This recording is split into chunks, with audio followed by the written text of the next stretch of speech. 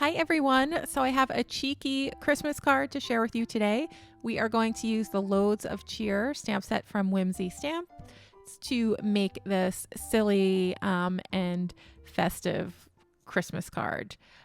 So I'm going to show you three different versions of this card using three different sentiments. There are a bunch of great sentiments, all that match this image perfectly, I think. So let's just go ahead and get started. So I stamped my image with Memento black ink. I am using Express It blending card paper, and I'm just going to take my B000 marker and just flick from the horizon line, which is going to start right on the edges of those little snow caps there around the chimney. And I'm just going to flick upwards, and I'm going to make my flicks longer towards the outsides of the page, and then they're going to get smaller as we get closer to the inside. So the effect that I'm creating is like just a real frosty, misty morning, just kind of rising from the horizon line. You could use other colors for this. BG10 would work really well as well. It's really up to you. Whatever kind of light pastel shade you want to use for your morning mist should be fine. For Santa's skin tone, we're going to use a base of E00, and then we're going to add our shadows with some E11. And then I am going to color in his boots with some C8 for the base. So his boots are going to be black, and I'm starting pretty dark here. And we're also going to color in that little piece of his belt. You can just see a little bit of it between his jacket and the little fluff on the bottom of his jacket, but that is the belt area. So I'm just coloring that in with C8 and then some C10 for the shading. I'm going to add some little fuzzies in the fluff around his boots and then at the bottom of his jacket by just dotting in some C5. We're going to use several shades of cool gray to get like a real nice fluffy look to the fluff on his hat, on the pom-pom on his hat, on the bottom of his coat, and then the bottom of his pants. So next, we're going to move in with C3. And again, I'm just dotting that color in. I'm leaving a bunch of white space in the middle of each of the little areas that we're coloring in. And I'm adding my dots in the same place that you would if you were to add like shadowing or some contrast. So in order to kind of get the best effect, you do need to, just leave a lot of white space along your image. So focus your dotting like around the edges of the image. Like the edges of the fluff, like wherever you see the black lines, that's where you should put your darkest shading with your little dots. And then I'm just going to add a little BG10 as well as my last kind of color to dot in my little fluff there, just because I think that additional color tone just gives a little bit of interest to the fluff that we're making. And then I'm going to add some contrast with a C8. I'm just going to add speckle in very few little dots there just to kind of make the fluff pop a little bit more, and that really helps with the texture of these little fluffy areas or furry areas. And then if you think you need some more blending, just go in with a little bit of a lighter color. And again, I'm never applying my color in strokes. I'm applying it in just like little dots of color when I do the fluff. For the beard, we are gonna just add in strokes. Just like we would color any kind of hair, we start at the bottom of the beard and flick upwards, and then we start at the top of the beard and flick downwards and kind of meet in the middle, and that'll give you what looks like hair-like streaks.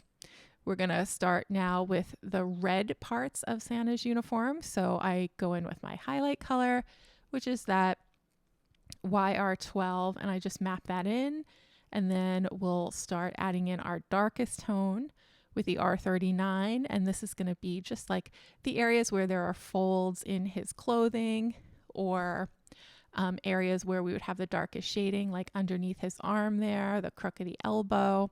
So really anywhere where there'll be some fabric folds or just some shading from maybe a body part hanging over part of the clothes. So the same thing here for the hat. We're going to add in our darkest tones, like wherever there's a fold in the hat. Maybe the part where the red of the hat meets the fluff, we'll make that darker as well. And then we're going to go in with one of two midtones. This is R29.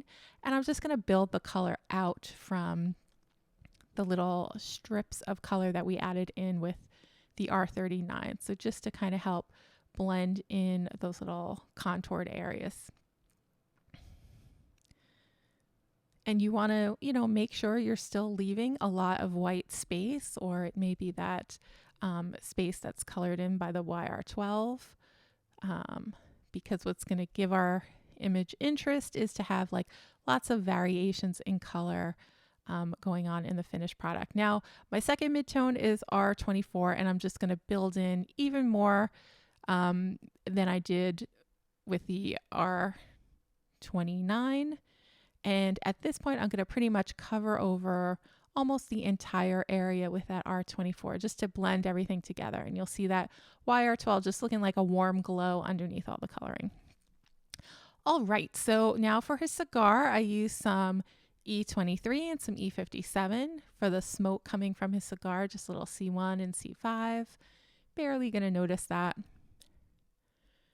And then for the bricks, I'm going to use a base of E07. We're going to leave the white space around the bricks, just white.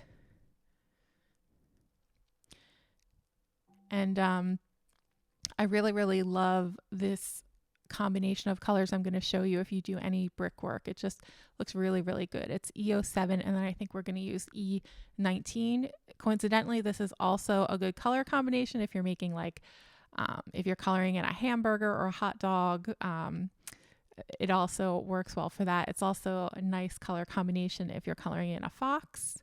I know those three different things sound all very, very different, but they do have a similar coloring. You may think that bricks are red, but if you look at Santa's coat, if we were to color in the chimney red, it would look kind of cartoonish. So that's why it's like more of a reddish brown shade like we're doing here.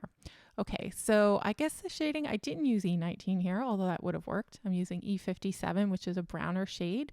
And I'm adding my shading in just by making like an L that's lying down on its side. That's how I like to shade in bricks, because it'll give the illusion like it's kind of popping up from the surface if you add in the shading that way in an L shape. Doesn't matter which direction you go in, just as long as all of your L's face the same direction.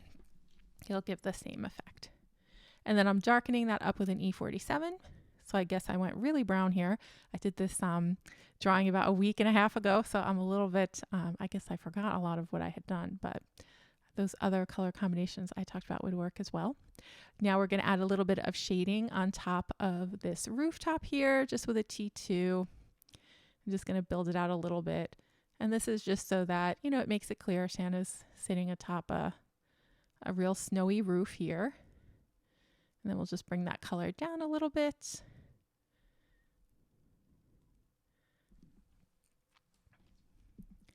And this is a real simple way to color in this illustration. Now I'm just taking my blender and I'm just going to blend in the T2 into the rest of the background. You could also color in the roof black. You could make little shingles on the roof. You can add a string of lights to the roof. There's a string of lights stamp in the stamp set as well. So lots of different ways you can dress up the roof. But for this card, I wanted to go real simple with the coloring and really let the sentiment that we're going to add in a bit stand out.